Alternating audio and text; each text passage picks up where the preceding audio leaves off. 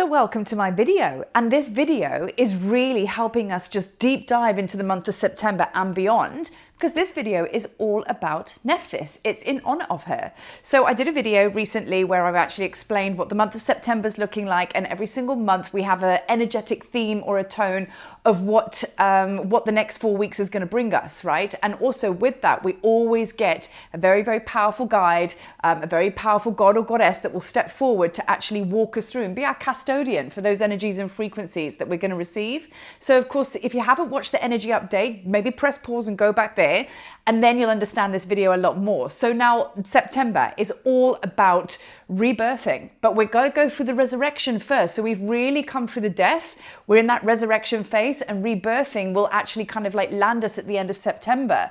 And Nephthys is our space holder, our guardian, our guide, our protector, as we move through this month of September, still going through the layers of the underworld, actually, within ourselves. But this is the thing, she's going to empower us with our relationship towards our shadow, rather than being absolutely terrified of it and doing everything to avoid it. And that is one of the messages she brings us today, which is like, if you want to pass go and you want to get through this, the quickest way is to surrender.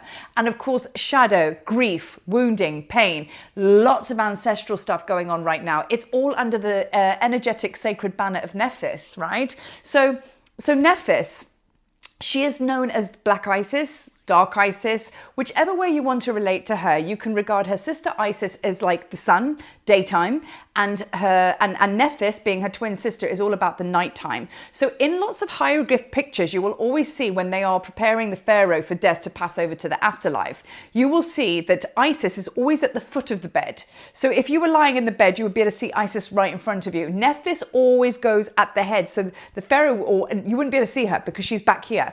That's the way she likes it, because she was known as the lady of the house. So she likes to be behind the scenes. She likes to be, in the shadows, as it were, So now when Isis and Nephthys came together, because it's like night and day, opposing forces is where the most powerful magic comes together. Those two sisters were at their most powerful when they worked together. So this is something that we have to kind of take on board with our journey, with what we're going through right now. Our opposing forces, our shadow and our light, our night and day, whatever way you want to look at it, is coming into wholeness, coming into balance. And that's what the whole of September, well, August prepared us massively, but that's what the whole of September and beyond is going to be bringing us into, which is remembering, coming into oneness, much like how they resurrected Osiris to the point, obviously not into physical form because he went into the underworld, but they soul gathered him. They remembered his soul parts and they brought him back together. And it was done with Isis, Nephthys and Thoth. So a lot of powerful magic there. So that is a real powerful example of what it is when we actually embody these divine masculine, divine feminine, these opposing forces. And when they're embodied and we are really centered and whole with it, then how much power and magic we have available to ourselves to actually walk in this middle world. That is what this is all about. So I have a very, very long list that I'm going to teach from now. And you might want to get your pen, because this is almost like your classroom tutorial for Nephthys, but also there's a lot of energy and channel in here as well. Okay, so let's get into it, as they say. So let's start with channeling. So what is really, really powerful about Nephthys is I would regard her as a very, very powerful teacher when it comes to channeling. Now, all of us are perfecting that skill set, and I'm going to do a separate video on channeling because we all strive to have that gift and superpower. But here's the kicker. You're actually channeling every single second of the day, right? We all have that gift and ability. Nobody is exempt, right? And, you can actually bring through your own powerful messages from spirit. And in this month, we're going to be working with Nephthys. Now, because she walks and works between the veils, meaning, the threshold, her threshold is when dusk comes in, because she's obviously of the night. So, of course, when the sun sets, that's a liminal space. That's when the magic is most high. That's a powerful time to work with Nephthys, at the end of the day, beginning of the nighttime. So she is actually the one that walks between worlds, much like these gods gods and goddesses which are of the shadow realm, right? So for that reason, she can actually really help you tap into beyond the veil. So we're going to be working with Nephthys, or rather she's going to be working with us to really perfect, hone in on, and, you know, play with our channeling abilities and just see how we go throughout the month with all of this powerful energy around, right? So she reaches out to the ancestors. She's very much connected to do with the ancestral lineage and line. So she psychopomp. Psychopomp is I suppose a process, as you could call it, where a lot of you out there, I know, work as kind of like death doulas and things like that, you know, where you are able to prepare the soul and the physical body for passing over for the ultimate ascension, right? So actually dropping the body and moving on. But also we go through these deaths and rebirths like on the daily, you know, every single time we breathe, pretty much, you know. So she will help you. She can also help you go through that death process in the micro sense and also the macro sense as well. So with the fact that she reaches beyond the veil, she is most definitely our most powerful teacher to help us really deep dive into our channeling abilities, because that's exactly what she does. She reaches beyond dimensions and connects with those that have passed on, spirits, the spirit world, and so on and so forth. So channeling is a big thing. So we are really, really going to open up this channel, because the more that we embody our soul parts, the more that you are going to be able to tap into your skill sets, you know, in its fullness. So watch out for that video, because I'm going to be doing a tutorial kind of teaching on exercises you can use in the guidance of Nephthys in channeling, right? So she's the goddess of thresholds, right? So in between spaces, I've spoken about that. Communication with the ancestors and with the dead, and obviously psychopomp I've spoken about as well. So the threshold is the key word here. Threshold, liminal spaces, which is why I mentioned Hecate the other day, because she's very, very similar to Nephthys, but they are very, very different, if that makes sense, right? So now also as well, I just want to throw in the energy of number 9 into this video tutorial, as it were. Because number 9 is very, very, very moon goddess. It's very moon energy, and the moon is obviously divine feminine. So 9 is the 144,000 frequency. There's a lot of us that have connected with ourselves in truth, which we are the chosen. This is why we have gone through so much death. This is why, without realizing it, you've probably had Nephthys walking alongside of you more than you care to imagine, actually. And now it's just a case of acknowledging her presence and acknowledging her power and bringing it in. Because remember, every god and goddess that we work with, we are not here to worship them. We are here to embody their ascended mastery, because it lives within us, because we're all one at the end of the day. So when we work with a god and goddess, and in this case Nephthys, all of her gifts and teachings and superpowers and guidance and all of the magical stuff, if you allow it and you open up to surrender, she will show you yourself. And then as you do that and you work with her very closely, you embody her frequency, because it lies dormant within you. So that's why we work with the gods and goddesses the way we do, so we can remember ourselves. Now remember September is all about remembering. But that's what I've coined September as. In September, I remember.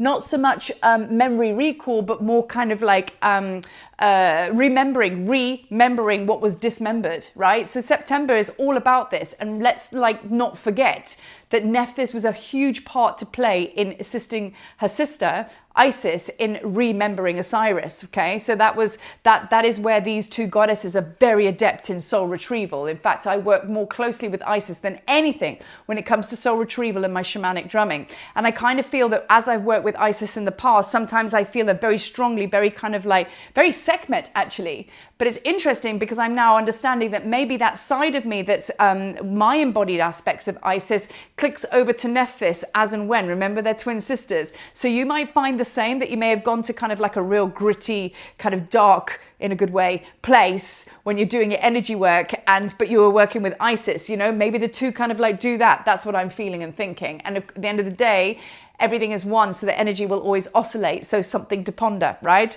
So now, number 2, goddess of hidden knowledge, stabilizing protective force when you are channeling. Okay, so remember, Nephthys is all about protection as well.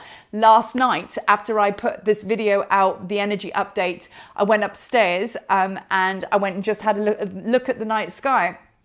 And I called in Nephthys and I said, so, Nephthys, this whole month is dedicated to you and beyond. This is your platform, your stage. And I just said, I open myself to your guidance and your teachings. And I'm very, very honored and blessed to have you in my space. Then all of a sudden, I felt this presence come behind me and two black wings come around, like kind of like dark gray. They looked very iridescent in their dark grayness and black, but it was her, put her wings around me like to protect, and just sat there. And I was like, whoo, I felt it. And then I woke up this morning feeling really excited at what the journey is that we're going to go on together. And that was kind of her words. She was like, buckle up, we're about to go on a journey. And I was like, oh Lord, another one.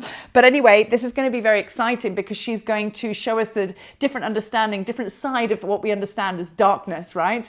And kind of when we can push through the fear, then of course we can work with our magic, which is what Nephthys is all about. Push the fear and the anxiety out of the way, we can get straight to our superpower and actually be that full alchemist that we know ourselves to be, walking between worlds. That's what Nephthys is going to help us with, right? So, number 3, listening, stillness, not bossing. This is now tapping a little bit to the channeling journey we're going to go on with her, because since the black moon, go figure, a lot of black and darkness and underworld and shadow stuff here, but in a good way. Since the black moon of Virgo, you know, the big message there, and I said it in my energy update, is if you want to move through to the next dimension, and I know this is really, really hard, okay? Head's getting itchy now, because it's like, this is a message for me as well. It's all coming in, right? If you want to pass through to the next dimension, it is imperative that we go through surrender. You have to let go. And the way you let go is you go into stillness. And no need to do anything, no need to respond, no need to react, just do nothing. And the stillness of the black moon like brought up a lot of darkness for me, a lot of deep wounding, a lot of ancestral stuff. And I didn't want to feel it. But then eventually I was like, well, I can't get off my sofa either. So there's no point in me writhing here in absolute pain going, oh my God, I should be doing something. Well, physically, let's be real about it. I couldn't get off the sofa anyway. So I might as well just let it go and just be on the sofa because nothing was happening here. So why sit there vibrating? Like, choose, you know, either get up and do something about it, which is probably not the right thing, or just surrender. And that's what I did. So I went into this stillness. I let go of the need to worry about anything. And then that's when I felt the energy. Yeah, it got more painful. It got more stingy. It got more sore. But it moved through a lot quicker when I let go. And I noticed that exponentially so. And that's what she's saying. In the stillness, in the depths of you is when you hear these gods and goddesses. When you hear Nephthys particularly, you will not be able to hear her when you are just coming in surface. So it's imperative that we surrender and we allow ourselves to die. It's imperative that we go to the absolute depths of the ocean. Thank you, Hecate, because Hecate is goddess of the ocean as well. The deep, dark blue. There is the only, that's the only way. And, you know, these are all triple goddesses, you know, underworld, middle world, upper world, you know, for us to move freely, we have to let go. And it's not an easy task, but when we call in Nephthys to help us, two things happen. We get the help and support, but then we also embody that frequency within us by allowing her in, because we allow her to come up within us, and then we can move through our processes in the future a lot easier. So this is what she's here to help us with, right? So in the depths is where you will hear her and all of our higher self, all of our beings, right? So now, next point, beyond the veil and dimensions. So this is where you can see there's a very similar blend to Hecate as well. But like I say, the two are very different. But Nephthys, like she is, the more I'm talking, actually, she takes you into a different kind of realm of darkness. Yes, we're all talking about the crossroads and the thresholds and everything like that, but two goddesses like Hecate and Nephthys, they will take you through it in different ways, right? Because Nephthys is also directly connected to grief. She helps you mourn. And let's face it, we got to get over the grief. We got to get over the sadness. We've got to get over our grief of our old soul dying. Not our old soul, our old aspect, our old version of us dying. We have to go through that grief and mourning. So we call in Anubis, which is our sun. We call in Nephthys and say, help us just move past this energy and frequency and literally let Nephthys take the wheel, right? So she will take you to the places of unseen, right? So that is like all of these shadow mothers, kind of like Sekhmet as well, you know, but Nephthys particularly. So in the unseen is in the depths of you. Now, what the message I got off her yesterday was you going to be, she was like, hold on to your hands. Because she said to me that if you allow yourself to go to the depths and step out the way of yourself and allow her to come in, she's going to show me a level of magic that I have never knew that I had, that has been lying dormant, waiting until I was ready to embody her aspects. And that's another thing, you know, these gods and goddesses only come in when you're absolutely divinely frequency matched and ready for them. So you can call it in a god and goddess before their time as much as you like. It won't have that clicking in. And that's how this rolls. I sit there and I tap into all the frequency, and it's like choosing an oracle card. One will flick out and land in my lap, and I'll go, oh, okay. And I had Hecate and I had Nephthys. But then when I sat with Hecate and Nephthys, Hecate is very much there in the background, kind of like introducing Nephthys to me, and it was Nephthys that stepped forward. So this is the thing, you know, it's like, you know, it takes you to the unseen realms of let go of control, and then you can actually be shown these superpowers that you've got, which are waiting to be tapped into with the help of them, because it's their frequency, if that makes sense. So number 5, underworld. Death. Okay, so we know about that. The underworld is like, you know, we were absolutely terrified of going there, but now we've got really good at dying, and we've done it so many times. Maybe a little bit of reluctance to go under there, but we're now more understanding that, like, the boogeyman's not real. I'm not scared of the dark anymore. I've died a million times. I'm still here, so it can't be that bad. And it's just feeling an energy. It's not even real. So bit by bit, we're starting, thank you, Sekhmet, we're starting to actually see that everything is illusion. It's not real, right? You know, anything that is unpreferred is not real, because there is only love, right? But we need to be able to master the realms of darkness and light. And the way we do that is by not being scared of them or resisting, right? So we have to be in flow, right? So the underworld and death, you know, this is a place now we've come to rest and know that if we need to create things, this is where we're going to go. We kind of pull back from life, pull back from people, turn our phones off and get creative. Go write a book, go just ponder life. You know what I mean? And that's a version of going into the underworld, right? So now, in the resistance phases of death, okay, what Nephthys is going to do is she's going to hold you there, okay, until you do surrender. And let's face it, we've gone there. Has any of us been a little bit too long in the underworld? We're like, I want to get out now, I want to get out now.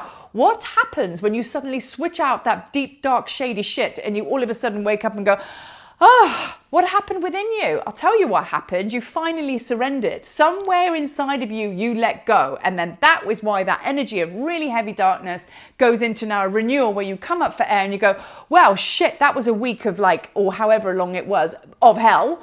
And yeah, it was, you know what I mean? But you came out the other side. So that means somewhere in your consciousness, Nephthys held you down there for long enough to feel what you need to feel so you can let go, right? So that's kind of like how it rolls, how she rolls, right? So what have I written here? Okay, so yeah, so you're basically stripped out. So just about this dark night of the soul thing, I've written here, stripped, brought to your knees, maximum despair, wanting to leave the planet, and yeah, and it's just, yeah, we all know those feelings because we've just recently been through another one. And that is the importance of being still and feeling it, because until you get to the depths of those feelings, you push the ego mind aside, let it take its story somewhere else, just feel what you have to feel, allow it, is not resisting it. Nephthys will hold you down there until you've completed. Completion, completion, completion. Remember, number 9 is all about completion. Number 9 is the 144,000. Number 9 is all deeply connected to the goddess moon, right?